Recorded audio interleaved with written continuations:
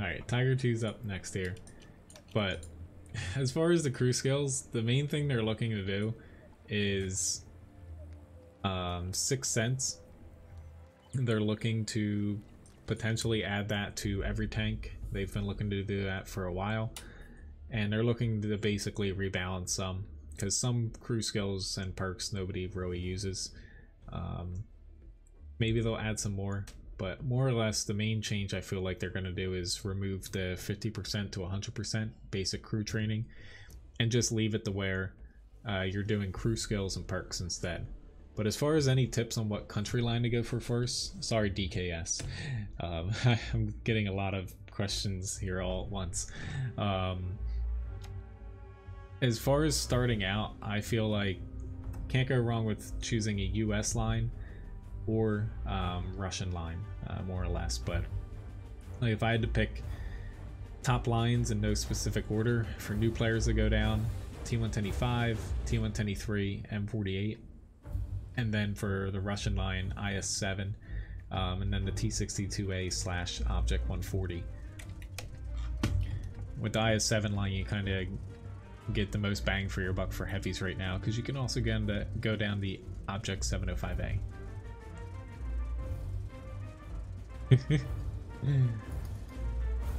As far as how they can calculate that, Doug, that's part of the reason why some of their changes take a very long time, to where, like, when they've replaced tanks and they've had to like compensate people for like moving tanks around tiers or removing tanks entirely, moving them across lines, you know, they kind of had to figure out how they're actually going to do that first. They've done that before in World of Warships a few times, to where when they change crew perks, they give every single person, you know, a reset to their crew skills. You know, more or less, you know, they have their ways, I guess. I don't know how specifically they do it, but Wargaming has done it quite a few times as far as compensate people pretty well. That guy does not have a fire extinguisher.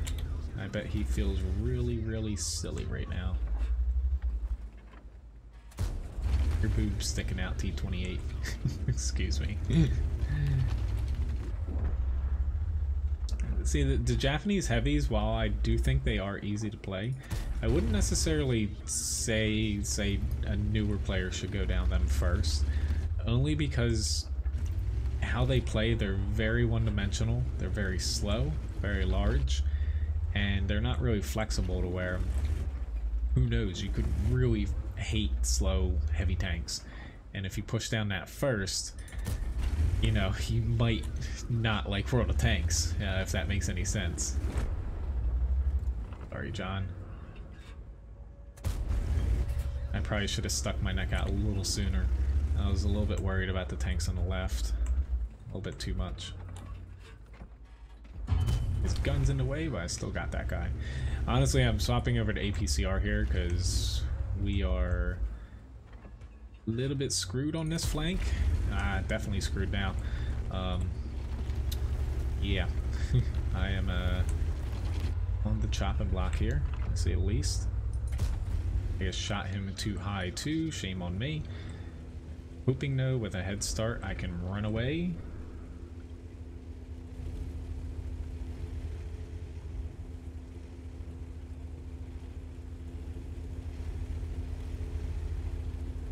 See, going up the IS-3, I would say just stick with doing the IS-7 and whatchamajig, the Object 705A. I'd probably go down to IS-7 first.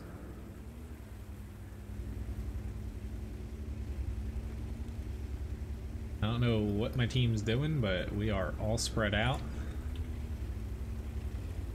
And this is going to be a bloodbath here soon.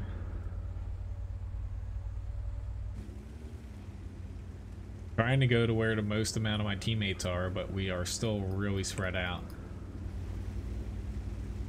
But honestly, like, when it comes to lines, like, I do have a guide.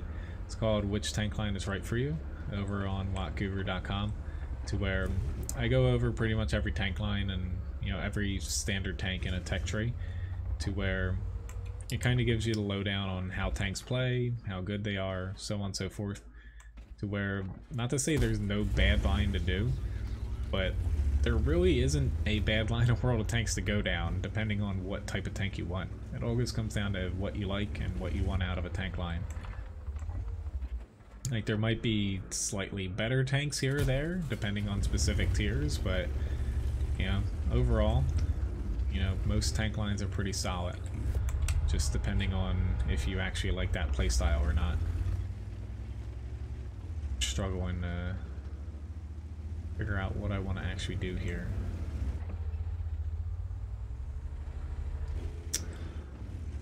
I have a feeling this T-34 is not going to make it. I should have stuck back here with him though, to where I kind of screwed my team here. Not that it's all on me, but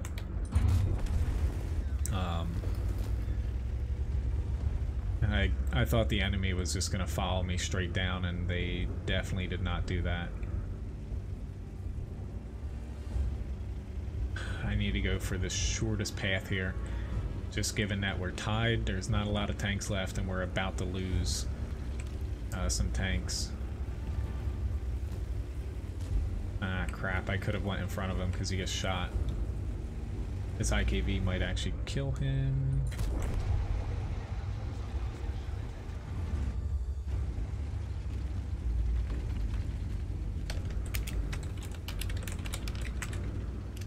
And never mind.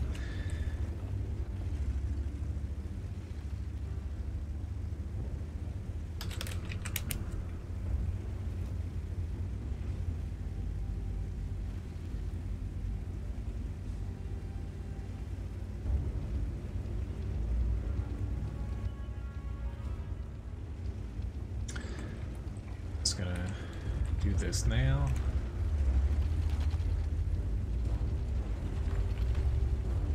They have to push cap and push cap hard.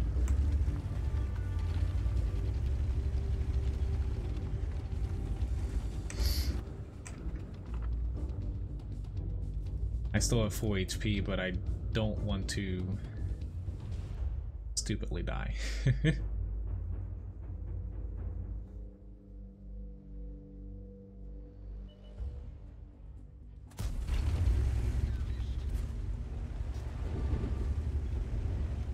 The IS-3 is out, but the FV is gonna overextend here.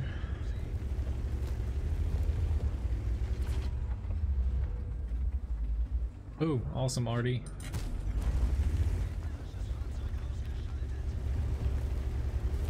That was awesome by our artillery.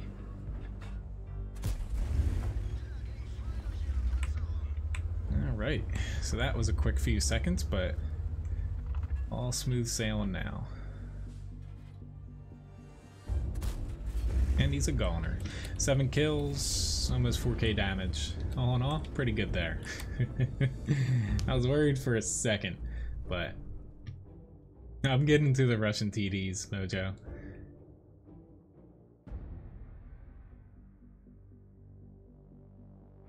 Trying to catch up on chat here, but all in all, pretty good game there. Thanks for whoever requested the Tiger 2. Got a Ace Tanker here. Top Gun Award. Yep. Easily the most amount of damage on my team, but the IS-3, he did a really good job. But unfortunately it wasn't enough between those two guys there. But yeah, I haven't gotten an ace in a while, which I think that was the best game I've ever had in a Tiger 2. Thanks again for requesting that. Yep, definitely getting saved here. Sharpie, yes. Alright, Panther, whoops, Panther M10 next here.